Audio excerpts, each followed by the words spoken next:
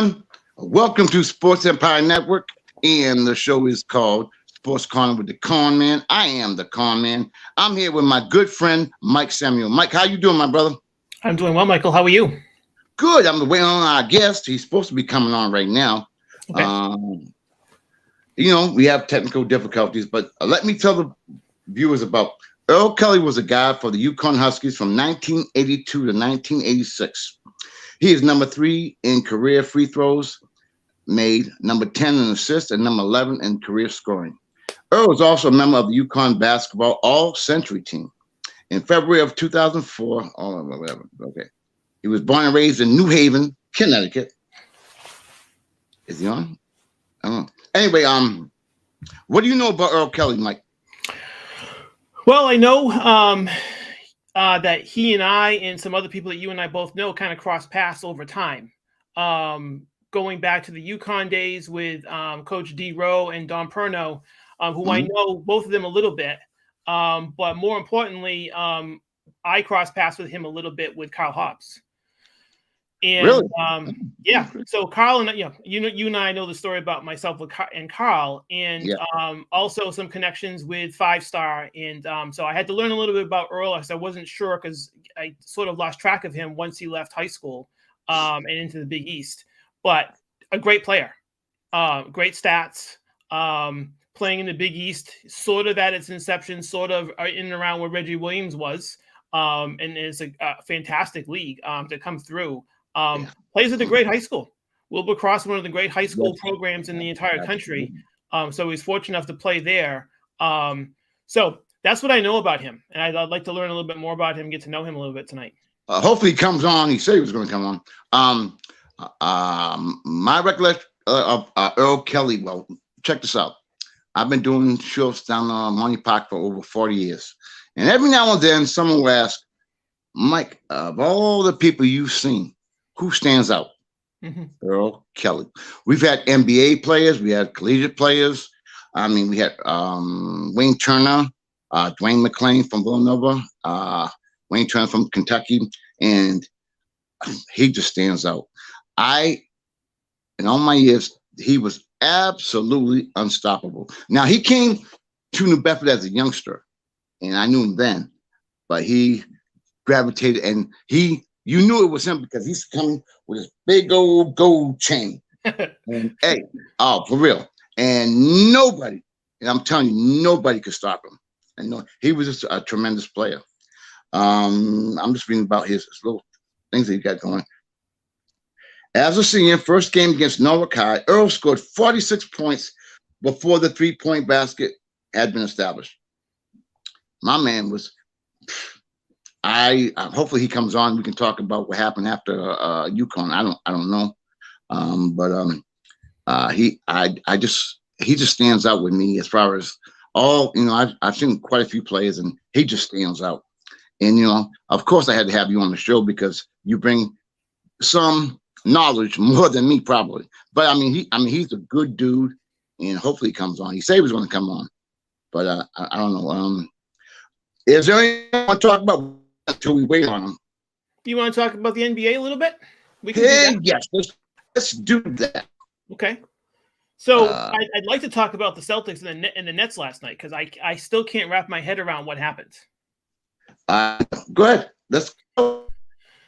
So it's one of those things where, I think the Celtics have their number, and I think emotionally they don't really know how to respond now. After getting swept last year, I think they're having a tough time with trying to deal with the Celtics overall.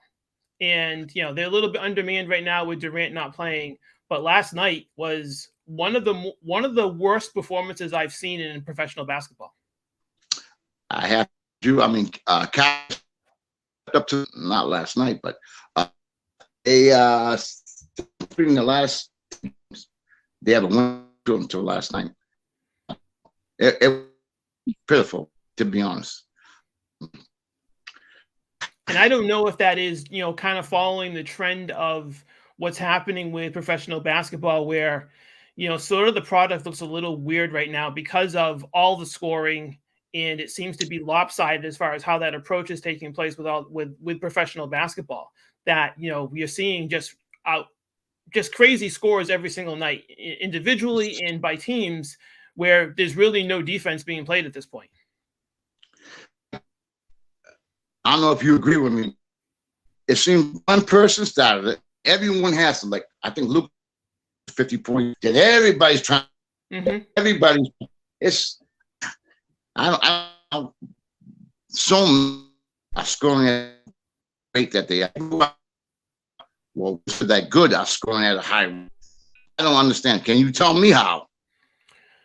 Well, I think it comes down to that, something that I sort of nudged you along when you were on with the Top of the Key podcast last week, where I had mentioned about, Dallas being a true contender for the NBA championship. And are they just putting a product on the floor to sell tickets? And that's what it feels like. It feels like these teams and these organizations know that they're not really in the game to win a championship. So it just becomes entertainment. It's like a pickup game, Mike. It is. It is. I know what I want to talk to you about. Again, I think we already spoke about it before. How come these players are taking days off? Yeah. That really pisses me off, Mike, because like the Lakers, they go to a town for one time and one time only. And you got people paying big money to go see him. And he does. Not just him, but a lot of the NBA players, I don't know why they do that. I have no idea. It pisses me off. Something I learned over the last couple of days, Mike, and I sort of dug into this, is where the agents come in on this, right? The agents are worried about their product getting hurt. So they're manipulating some of this. And something else I learned the other night listening to a podcast where I was under the impression it was really coaches' decisions that were coming down. It's actually the players. The players are going to the coaches and saying, you know what, I'd like some time off. So that sort of plays into, Mike, I think, where the agents come in. The agents are in the players' ear saying, you know what, you got a long stretch coming up and so on. You might want to take a break, because if you got a guy, Michael, who is in a contract year, who's having a great year, but you don't want to wear him out, there's a contract looming for him in the next phase. So as we have discussed, Michael, it all comes down to money. I totally agree with you, Mike. But you got people like Michael Jordan. 8 years in a row, he played 82 games. So it's hard for me being old school. Now I know how you are. I know you would not want to miss a damn game. No. I know I wouldn't want to miss a damn game. But I mean, we're not of that ilk right now. Considering all these guys making $30-40 million a year, they could care less. And I remember in the old way back when, right, looking at statistics and seeing. Seeing the older guys where they took a lot of pride in playing 82 games. Absolutely. Now, I do believe there was incentives in their contracts to get that, right? That those guys weren't making a lot of money back then. So the 82 games meant something to them as far as amongst their peers. So there was a lot of peer pressure to play. That's not the case today. And it's very unfortunate. I mean, it's like, I'm old school, so it's very hard for me to deal with all this stuff. I'm from a different cloth, I guess. But something, Mike, what I really want you to come on my show for, I want you to talk about your memoir. I want you to talk about what you're doing. Please, go ahead, my brother. Until he comes on, if he comes on. Earl, I'm going to kill you, bro. Go ahead. So, I'll share something that I shared with you, and I'll share with everybody else. Okay. I have taken the opportunity to go in a direction in using the AI technology. So the artificial intelligence technology, which allows you to kind of create a document, right? So there's this subject matter going through universities at this point where professors are pushing back on students who are using some of this to write papers. Okay.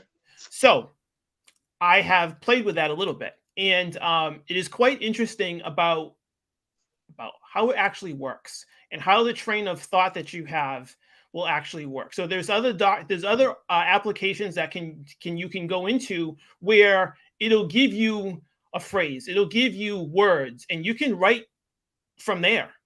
So I have spent a little time doing that on some things. I'm not really sure if I'm going to use it or not, but it's been quite interesting going through that and trying to pull some of this out.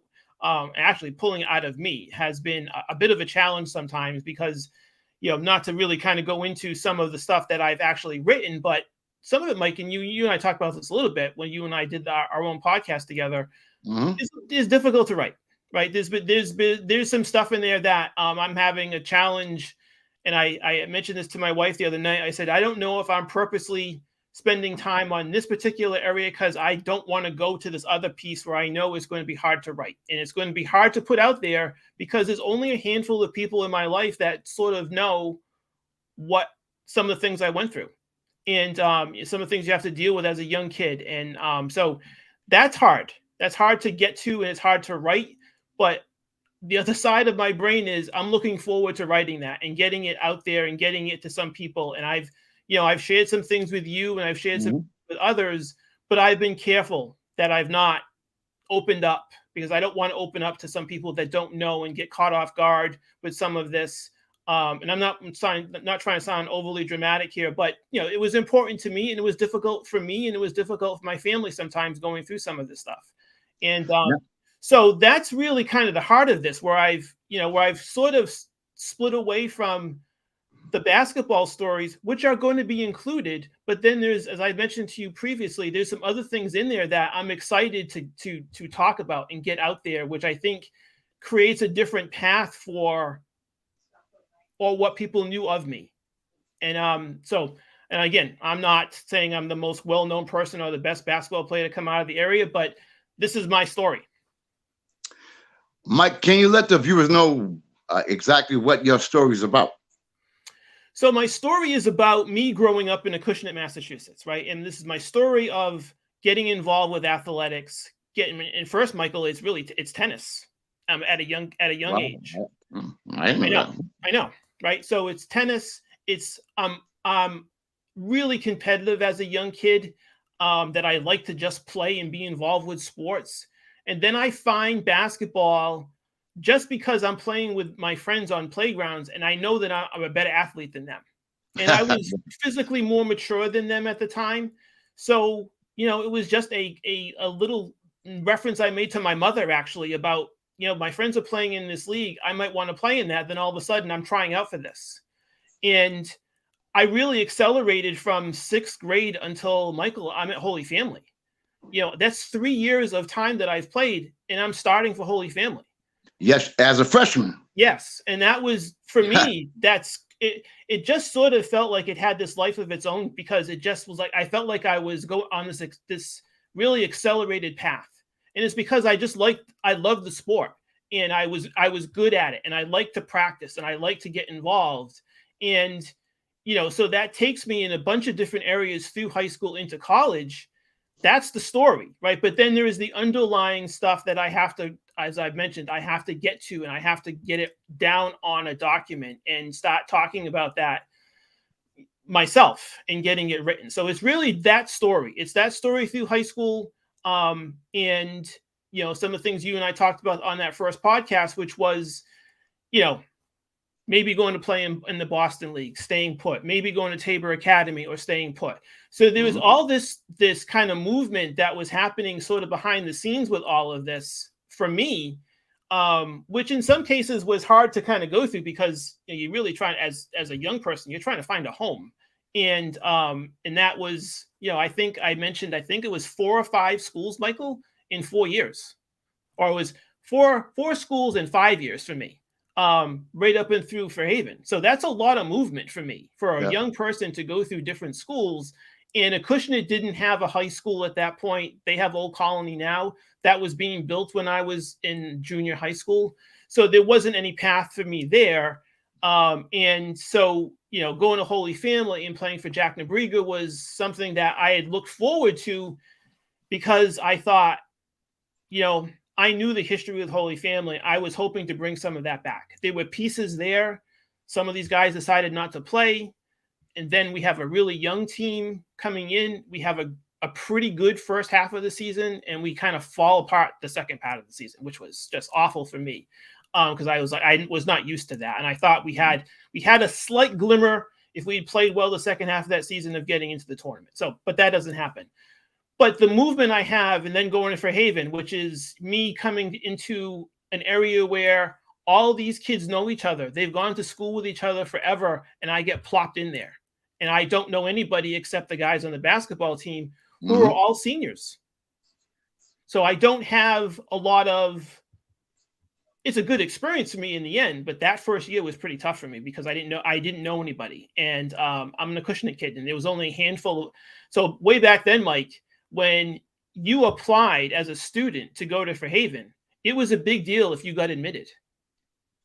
It was a huge deal. So I kind of went around it because I transferred in from another school. So some of my classmates that I had been with in Acushnet as 8th graders, I sort of meet some of them again when I'm a sophomore at Fairhaven, but there's only a few of us. And I think there were maybe less than 20 that they took in. Wow. And I bet you the number was probably 3 times that actually applied.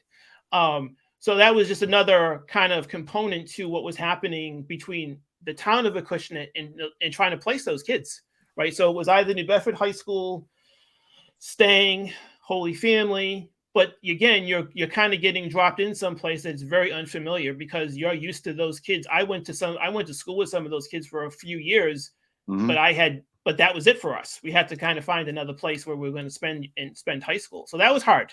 That was difficult. It was much different, kind of going to Holy Family where it's sort of the melting pot. You experienced that going to Stang also, that it's the melting pot of the whole area. You get kids coming from everywhere. And then going to Fairhaven, it's much different. It's all these town kids, right? They all know each other. And so it was a little bit odd for me to kind of get acclimated to that. And there's some of that in the book that I'm going to explore, go through and explore that aspect of it. So that's good. Now, Mike, I remember going up in the hood, and they said, you got to check out this guy, Mike Samuel. I'm like, who the hell was he?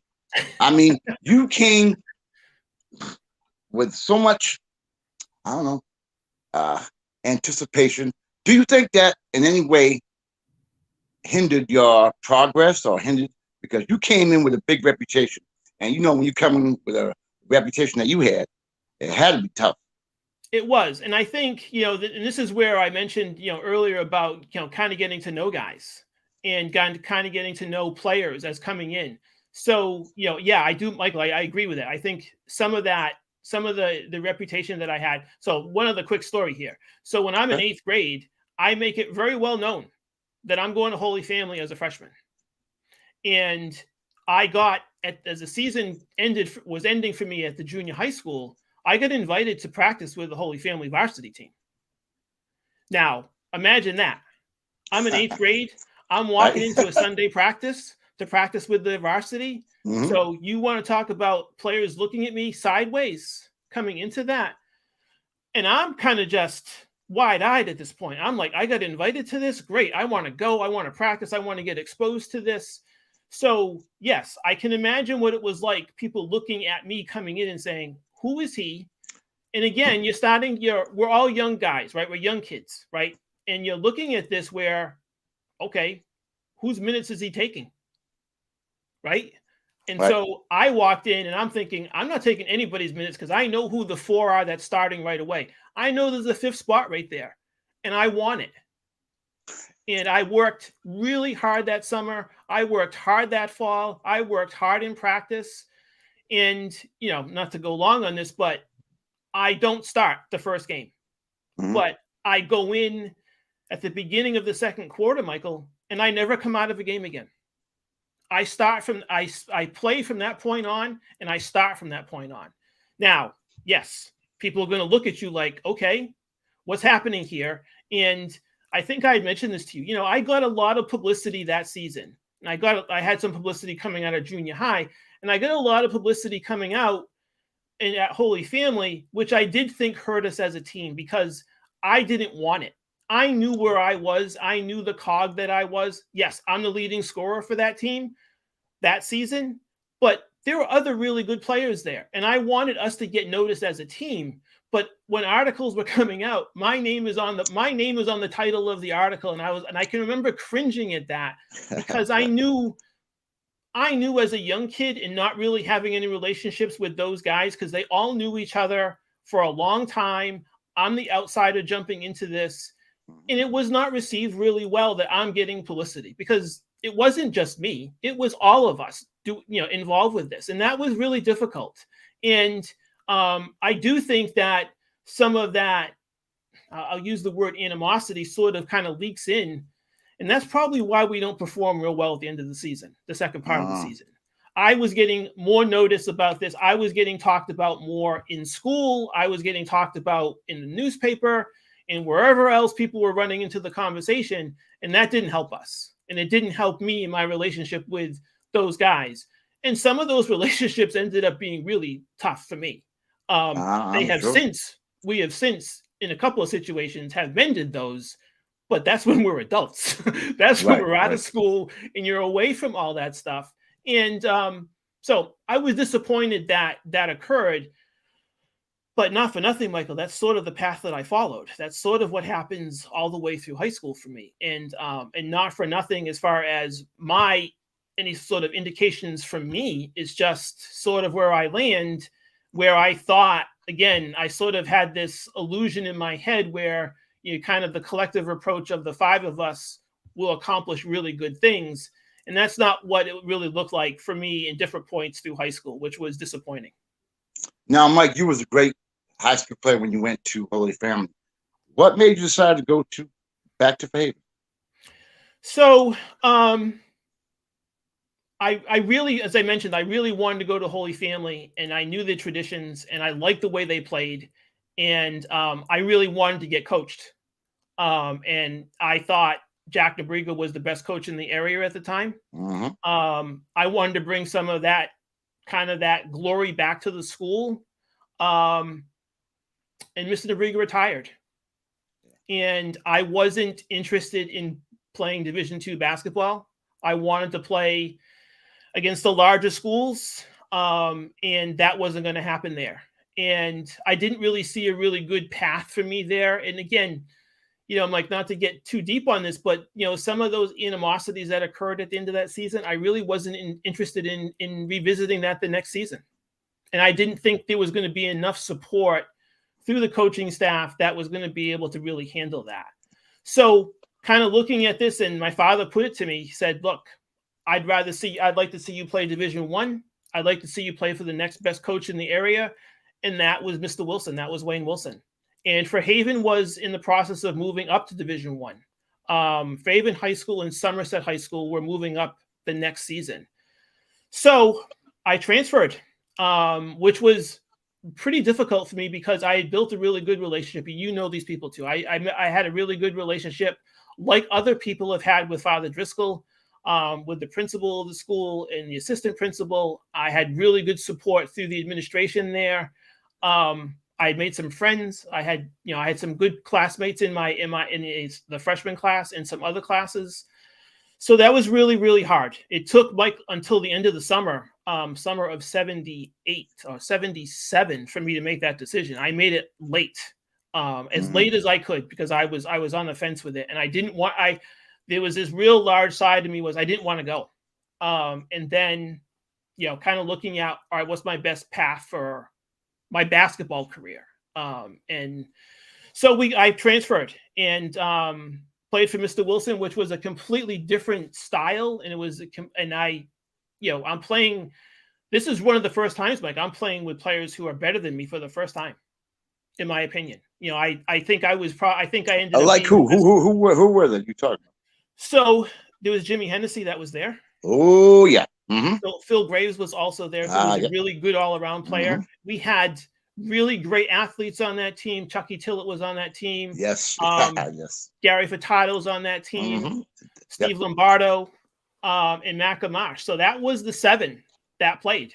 And so, I'm playing, as I mentioned elsewhere, having the opportunity to play against Jimmy Hennessy every day was a huge difference than compared to what I was used to playing at Holy Family. And I really improved that year. And it's interesting because we were so senior lated as far as who was playing and who was involved. And I'm up and down all year. I've gone over this a bunch of times in my head, and I don't have really 2 good games in a row. I play good in spots. But that's because of I was getting minutes. I was some games I was kind of in and out, but then there were some games I would go in and never come out. So it was a little weird kind of going through all of that. And I really see my improvement, Michael, coming out of that season is when I go play for the buddies in the spring tournaments. Wow. I'm doing things, and my performances were so good. And I was so consistent coming off of playing against him and playing against that starting five. Just a stock improvement for me. And I was, I've made jokes about the fact the next 2 years, I don't have anybody to practice against. And I'm not patting myself on the back, and I'm not overinflating my ego on this. I didn't have him. And, Jimmy's All-State that year. I still think today that one of the best all-around players in the state that year. And now we're talking Mark Hall's there and playing in that season. I was going to bring him up. Go ahead. Yeah. So Jimmy Sullivan is there from Savio, who ends up being player of the year. But I think Jimmy, as far as what he could do, as far as his all-around ability, you're going to have to really push me to find someone who did it better from what I could see. And I saw it every day, right? So I didn't see Mark Hall every day. I didn't see Sullivan every day. I saw some great players playing in tournaments, but I saw Jimmy every single day. Jimmy was tough, hard-nosed. I mean, he didn't pull no. He was very, very tough. And he's as I mentioned elsewhere, a unique talent, right? He's not a true point guard. Nope. He's not a shooter. But nope. Jimmy just could play. He just played the game. Yeah, and I really appreciate that. So let me tell you a quick story about Jimmy. Not to go long on Jimmy, but so when before I transferred, myself, Jimmy, Mike Borden, and Chris Correa from Somerset went to 5-star. Mike, I wanted you to talk about that. Thank you. Go ahead. So this is where we cross paths with Tony Bruin, right? So Tony Bruin is playing on Jimmy's team, who is coached by Rick Pitino. And Mike, I have to interrupt you. Let the people know about 5-star because they might not know. Okay, so 5-star basketball camp was one of the preeminent high school basketball camps for was it juniors and seniors, or sophomore, juniors, and seniors. Yeah. The 5-star comes from Howard Garfinkel, who was the guy who developed the camp where he would rate players. He would rate them on a 5-star scale. So that's who he was trying to bring into that camp, and where those expectations were when you walked into that camp, and how difficult that camp was. And I mentioned to you before how stressful that camp was. So the 5 of us are there. We're in the same bunk. In our same bunk, Mike, was Champ Godbolt from Worcester, who played at Holy Cross. Uh-huh. So Champ was a young kid like us, and we're playing through this. So Jimmy is being coached for his camp team by Rick Pitino. And every chance I would get, I would go by that bench and stand there and listen to him coach. And I was jealous of Jimmy because he's getting this great coaching. Yeah. And Jimmy, and one of those things at that camp is you had to kind of figure out what you were going to be able to do to contribute to your team. And Jimmy figured out, I can't do the same things I'm doing in Southeastern Mass against these All-Americans.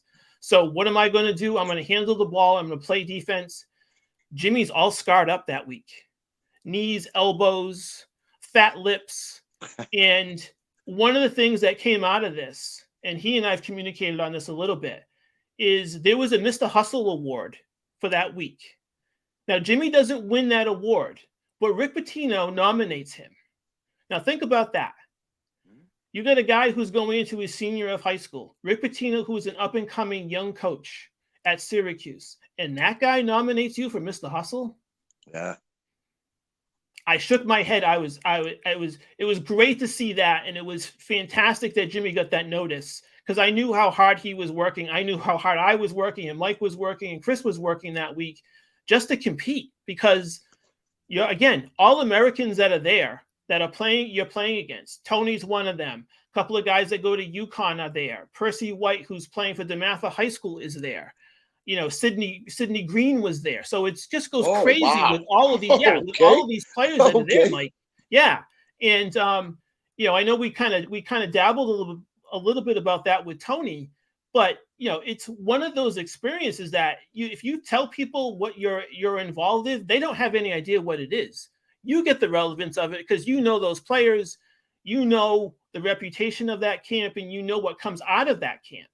And, Earl goes through that camp. I had looked at, when I was doing some research on him last week, he goes through that camp. So there's not a great player. And I made this comment when we had Reggie on. Reggie mentioned about the great job that Howard Garfinkel had done. Yeah, he touches a lot of kids. So that's touching a lot of families. That's giving kids an opportunity to go to school on scholarships because they get noticed through that camp. And that's a huge thing for a lot of players and a lot of families that some maybe can't afford to send their kids to school. Right. But now there's this avenue, there's this exposure that their child gets to go. So you think about that, and never mind the All-Americans and all that, but just the aspect of having that available. You got to go out and prove yourself, and you have to be able to kind of carry that forward into your high school seasons because there's no AAU really back then. No. And you're making your grade at that camp. You're making your grade with your high school. So, it's just one of those fortunate things that you get to participate in, and you don't realize, the depth of it as you kind of go through it. The coaches I met and opportunities that sort of present themselves for me, Michael, are just huge down the line. Some of them don't work out, but it's still having those contacts and having that availability. And I had gone to a basketball camp down at Mass Maritime, which was run by the guy who was the head coach at Brown, Jerry Aiello, who was there. And I went there for 3 summers. And we're talking, I don't really know how to play the first time I go. And so by the time I'm there, it's the last time I go is the summer before I go to Holy Family. So it's a definite progress going through there. I'd gone to Sam Jones camp, which I think you and I talked about a little bit. And that experience, which was different because that's the same summer right before I go to Holy Family. And there's some defining moments, which I'll save for my book coming out of that, which was another just a huge opportunity for me. And so there's a camp down in Connecticut that I go to before my senior year at Fairhaven, which was another big move for me and another great introduction to some coaches. So there's those aspects that I thought, I had an opportunity that some players didn't, to go to those camps, to get exposed, to meet some people, to network with some of this stuff, right? And that word wasn't really being used back then, but that's what it was. You were networking as you go because, as I mentioned, going to 5-star, you were expected to do things as an adult, right? This was a very adult situation where you had to get up at a certain point. You had to be ready to play at a certain point. You had to pay attention during lectures. If you fell asleep during a lecture, you might get thrown out of camp. But Mike, let me interrupt you for 1 second. I was pretty damn good. I didn't get offered to go to 5-star camp. How was you able to go to 5-star camp? So this is my father, right? So my father, who sort of knew what was in front of him. And one of the things, let me back up 1 second. So I'm in 8th grade and I'm playing in a tournament at the end of the season. We're playing in a middle school tournament at the Kennedy Center. This is the first time I meet Marlon Burns, by the way. Marlon Burns in that tournament. Yep. So my father had reached out to Jim Tavares and said, I've got a kid. I want you to come see him and tell me what you think.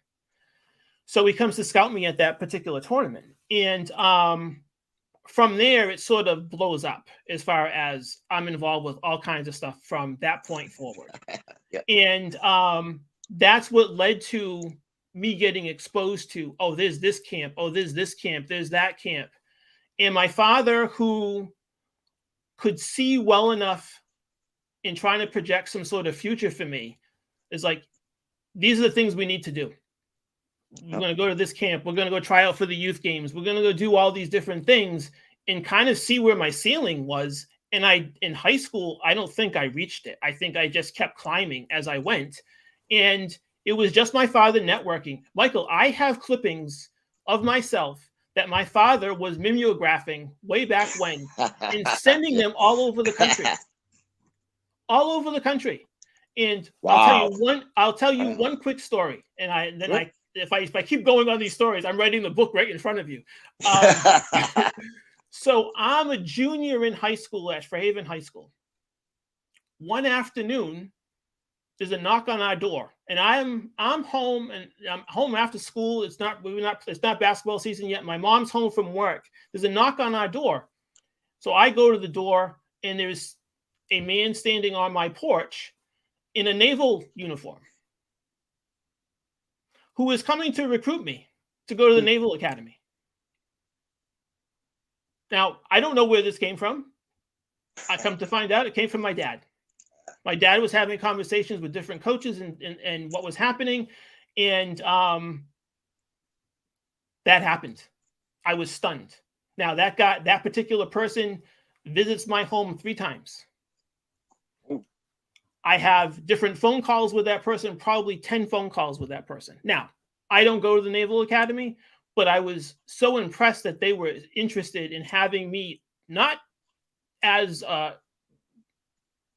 at going to the academy, right? That's outrageous for me to even think like that and be part of that. So my father was very much proactive. My father was really good at strategy as far as in marketing me, and was able to see things, was talking to enough people, right? So we talked about the Julius Erving thing, right? Oh, we're going to talk about that in about 5 minutes. We're going to talk about that. Right. So that's him being involved. And he saw my commitment. And as long as I was committed, he was committed. And as I've told other people and how I'm trying to write this, it wasn't just me out there by myself. He's right there with me, right? Shoulder to shoulder, learning all of this stuff, right? Because we don't know it. There's other people in the area that do. The Peter Britos of the world know it. Jim Tavares knows it. A lot of the coaches in the area know it. But me coming into all of this as a young kid, I don't know anything. Mm-hmm. So that was great to have him there, and great to have him to lean on to work through some of this stuff, and my family in general, as I mentioned earlier, that it's all new to us. And it's startling sometimes about where some things come from, and who you're involved in, and who you have to be careful around, and how you're talking with people and how you're dealing with people. So that's, again, it gets to be a little bit problematic sometimes. But it was great having him there because I can't do it by myself, right? I'm trying to do what I can do as far as getting better as an athlete, getting better as a basketball player. And Mike, I'm playing everywhere at one point. I'm seldom home at night. And so some of that comes back to bite me a little bit as far as academically, but I'm playing everywhere, every night. It's very seldom. I was playing more off season than I was during the season. In high school, it's kind of canonized as far as how many hours you can play and all that, and practicing games. But off season, I'm playing all over the place. Playing in New York, playing Rhode Island, playing in Connecticut. I can remember Michael one time going during the summer. It's 98 degrees, and I'm jumping in a car with Jim and some other guys, and we're going into Boston to play in an artificial bubble where it was about 120 degrees. And why are we there? We're there to play pickup with these guys because they're going to go off and play someplace else in the country, and they wanted someone to scrimmage against. So it's those kinds of things that you just don't ever see as a kid. You're like, well, okay, I'm going to play for my high school, I'm going to play for my junior high. I have no idea all these other opportunities are there. And Mike, we touch base a lot,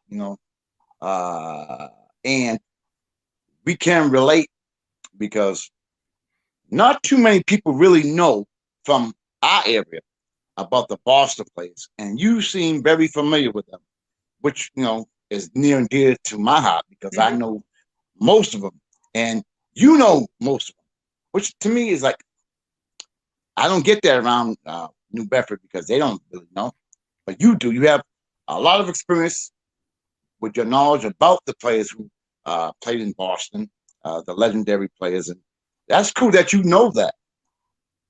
Well, it's one of those things as I got older and started to pay attention to it, because I started when I was playing, you would hear certain names, right? So I knew when I saw, and so did you, right? We knew Dwan Chandler. I knew, yes, sir. I knew Ronnie Perry. I knew who Jimmy Walker was, but I only knew Jimmy Walker through Providence College. I didn't know the Dorchester link. I didn't know that until later. And I didn't know, Michael, as you and I have recently talked, the Jimmy Walker Sam Jones link. Right? I didn't know how far it went. So I knew certain names, I knew certain things, and I would be just very inquisitive when someone would say something about a player. I'd go like, "Who's that? Where did they play?" So you kind of make these connections with dotted lines as you went, and those are the guys though that you looked at as they're your peers. They're setting the precedent that you're bumping up against when you're playing, and to be mentioned. And I'm not those guys. I understand that.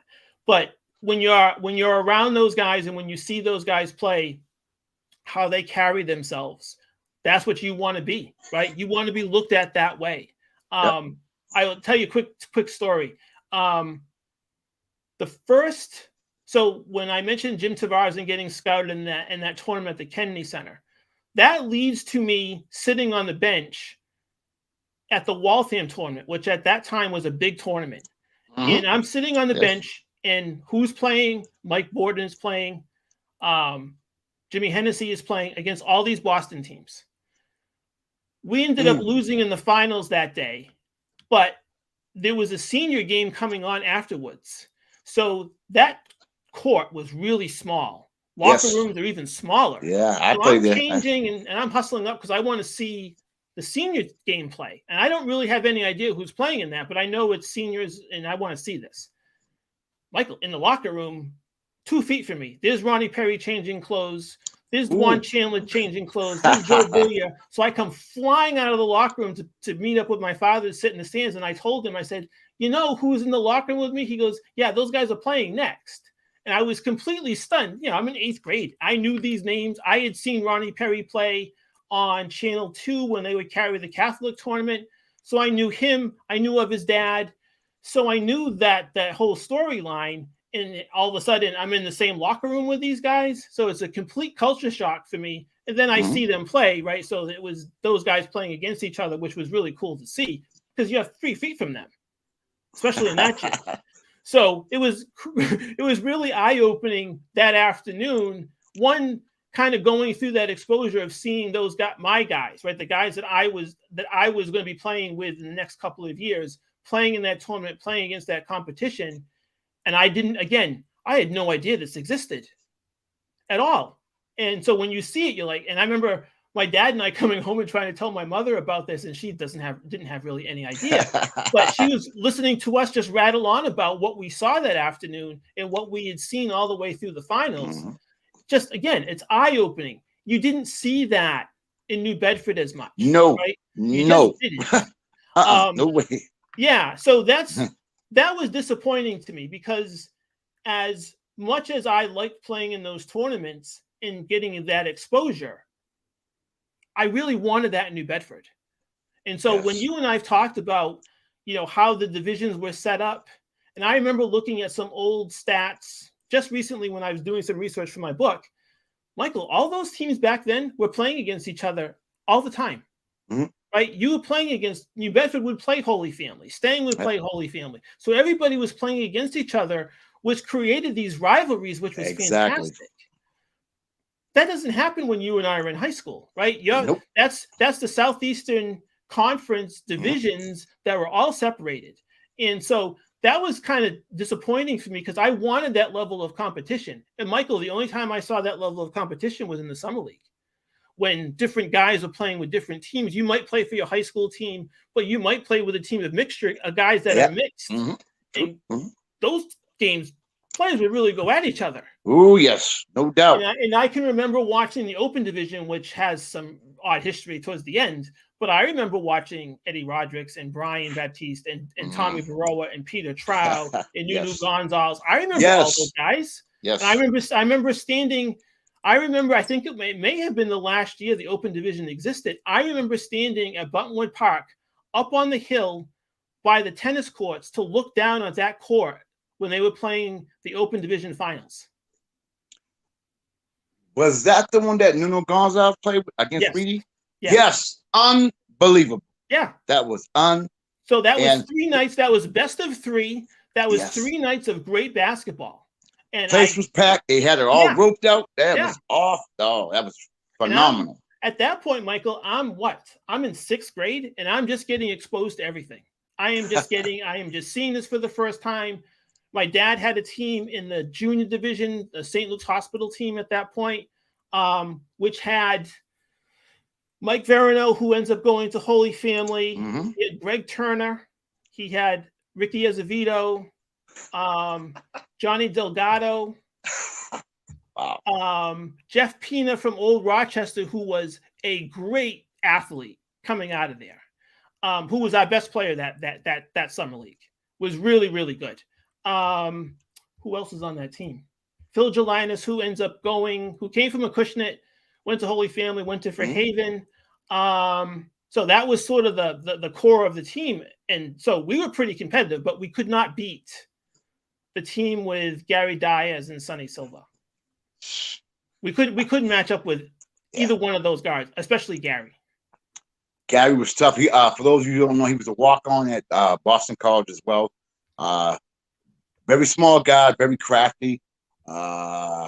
Penetrate, could dish. And, once Gary got it going, though, you can't stop him.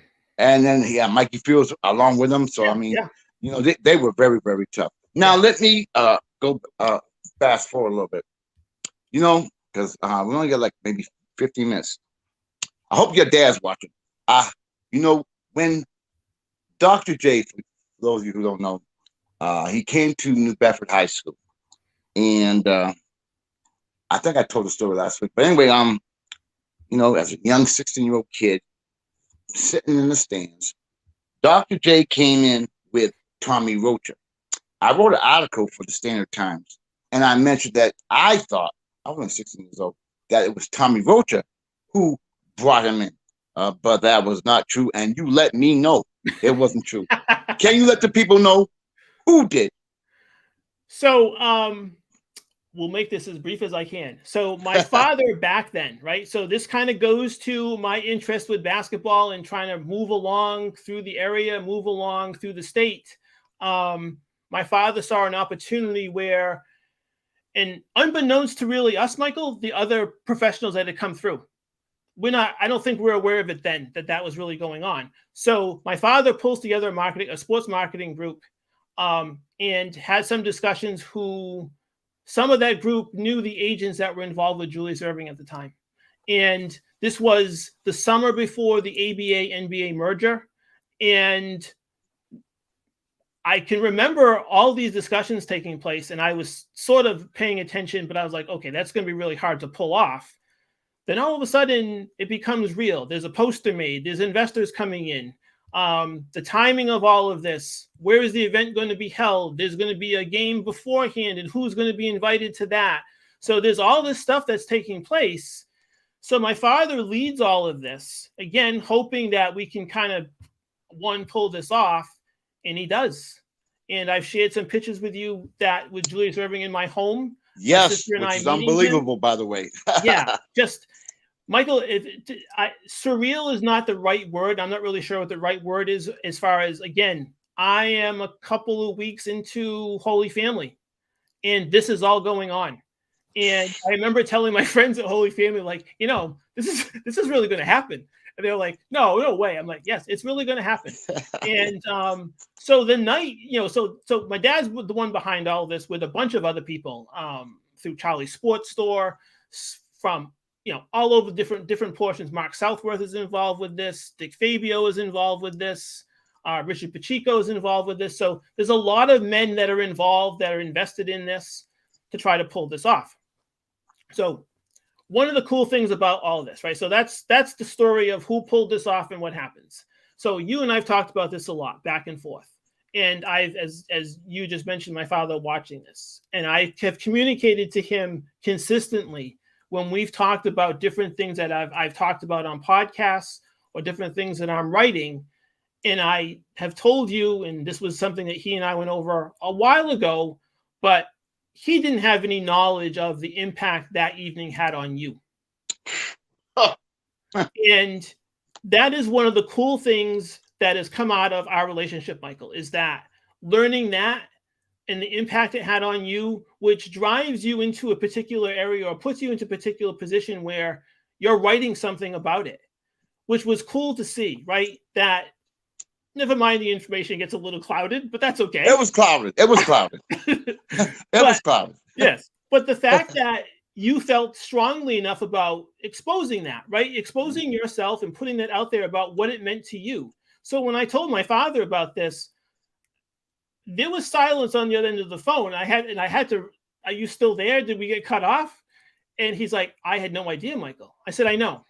I didn't either. And it's very cool that you are able to do that, Michael. And it's very cool that you have and you carry that with you. And, you know, unbeknownst to you and I, that's how you and I are connected, right? It comes from that. It doesn't come from anything else. All the history that we talk about, it's that story, right? It's how you feel about that in that evening, how it impacted your life. And Mike, I want to publicly thank your dad for what he did, because here in New Bedford, we really don't get an opportunity to have NBA players come in. I'm talking, he was in the ABA, but have NBA players come through. And what your dad did meant so much to me, because as you know, he was still in the ABA at that time. And there was only 3 channels, and we never got to see Dr. J. Mm-hmm. And he was like larger than life. And then when you see him there, and it was, I still talk about like I can remember it yesterday, man. And I want to publicly thank your dad, because without him and his peers to put that together, to put that together in New Bedford is amazing. And for those of you who don't know, that was right during the, I guess you could say, the transition from the ABA to the NBA. And I think that week he was on the cover of Sports Illustrated with Dave Collins, if I'm correct. Yeah. And I mean, I don't know how your dad did it to bring him, because do you know where he came from before he went to New Bedford High? I thought he was in New York. Correct, at the Rutgers. Yeah. Now, if you remember the Rutgers, that place was like, again, I might be overstepping about 8,000 people. They had him all over the place, and he put on a tremendous show. And for him to go from there to New Bedford High School. Well, Michael, you and I talked about this, right? So, you know, you're coming to a really small town, and I think I mentioned this to you the first time you and I talked about this. He stayed overnight at the old Skipper on the bridge in Fairhaven. Wow. And I mentioned this to you also, that Mark Southworth took him to breakfast at one of the little diners on the bridge. And Mark's a pretty good sized guy, but Julius Irving's a little bit bigger, built a little bit different, and nobody recognized him. Nobody. Ooh, so that goes to show what happens with the ABA, and is only, you know, a few of us that really know what's really happening in that league and who he is. And, you know, that certainly changes almost overnight as soon as the deal happens between Philadelphia and the Nets and the New York Knicks and all that stuff, where he now all of a sudden is on the front page of everything, and he's the marquee guy to go see. Now, then everybody, I bet you in the years from now, if you were to kind of reposition that and bring him to breakfast again, he probably can't get out of there because it's swarmed in. I just want to thank your dad for what he did. I mean, it means the world to me, as you already know. And I just want to make sure I get it right, because I messed up. I didn't know. Yeah, but we're good with that, Mike. We're good with that. We're good. I just want your dad to know. And what do you think about your career? Do you have any regrets? Uh-oh. I gave you a good question there, my friend. That's a good question, because I'm not sure if it's regrets. I wish I had been healthier through Bryant, because I had, one of the things I wanted to do was, I would have loved to have played in Europe for however long, and just kind of move that forward to see what it would have been like to play as a professional there, because I think I could have played there. As I mentioned in one of our podcasts at the end, you know, there were a number of things that had come to me when I was at Bryant as far as tryouts for European teams. And specifically, one of them was Athlete in Action. That's the right name. So we had scrimmaged them 2 years in a row, my freshman and sophomore year in preseason. We had scrimmaged twice the team from Yugoslavia.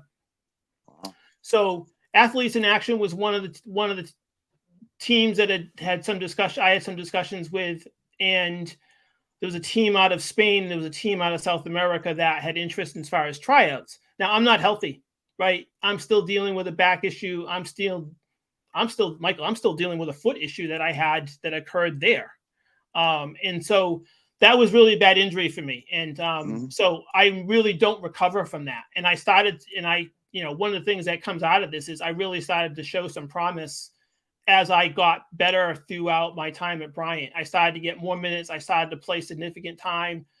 I really started to see what I could be. And then I got hurt, unfortunately. And you had a pretty good player on your team at that time. We can talk about that. Well, so Ernie DeWitt is there my freshman year, and Ernie's an All-American, drafted by the Cleveland Cavaliers. And Ernie really showed me how to practice as a college player, how to take care of yourself, how to stay away from some of the things that were going on campus. Ernie was a really good guy, a really good player. And the interesting about Ernie is that undersized, playing inside, but he had long legs, long arms, big hands, and could do a lot with the basketball, especially in Division II at that time. And we were playing in a pretty competitive conference, which was the Northeast 10. And that was the first year that conference existed. And that was one of the things that drew me to Bryant, because we're going to play a tough schedule. We're playing Springfields, we're playing Stonehill, AIC, Assumption. So all those teams are really good. And so there's no night off coming out of that. And so Ernie taught me a lot. And I learned a lot from the point guard that was there when I came in as a freshman, Bobby Mahan, who was the kid from New Jersey, who was really tough. Bobby could, not a great scorer from that position, but handle the ball. You couldn't take the ball from him because he was just so stocky and so low to the ground and really, really strong. So we had a pretty good nucleus. And then I mentioned, we had some issues with, the school all of a sudden changes the grade requirements to get in, and we're limited on who we can recruit. So we're okay. But, when time goes on, and we're kind of an odd shape as time goes on in Bryant. So my regret was I wasn't healthier, that I couldn't get better with my foot, and I couldn't move on the way I wanted to. And I still think I hadn't reached my ceiling yet as far as talent goes. And I would have liked the opportunity to go to Europe. It doesn't happen. I walk away from that, and I'm disappointed that happens. But there's a lot of good things that come from that too. So I don't really call it regrets, but I really wish I could have done that. At least tried. And Mike, I also just wanted the folks know you was a bad boy. But we got about 2 minutes left, Mike. Is there anything else you want to let the viewers know, and how they can reach you if they want? Because I'm sure they were impressed with how you conduct yourself tonight. How can they get a hold of you, and what are you doing? So I'm on all the social media platforms: Instagram, Facebook, Twitter, LinkedIn. Msemio is the my handle on all of those applications. What I'm doing right now professionally, what I do is I'm a healthcare consultant that helps healthcare facilities I help them financially to kind of right themselves as they go forward, as far as expansions go or mergers and things like that. So that's what I do professionally. Meanwhile, I'm still chugging away writing my book. So, Mike, this was fun. This was off the cuff. I didn't expect this, but that's fine. I didn't either. I really enjoy spending time with you, and I'm pretty much talked out at this point. So am I. And I'm gonna let Earl Kelly know. He's gonna come on. He'll come on again. I'm gonna blast him. But Mike, thank you for coming on. Thanks, you helped the show, because I thought he was gonna come on, but unfortunately he did not come on. But thank you, my brother. You're welcome. And thank you, folks. He'll be on, as every now and then. He'll come on and help me out and to do what I do. Ladies and gentlemen, I want to thank you guys for tuning in to the Sports Empire Network on Sports Corner with the Conn Man. You all have a great night. God bless. See you next Thursday. Mike, thank you, my brother. You're welcome, Michael. Anytime. Bye-bye. You know it. All right.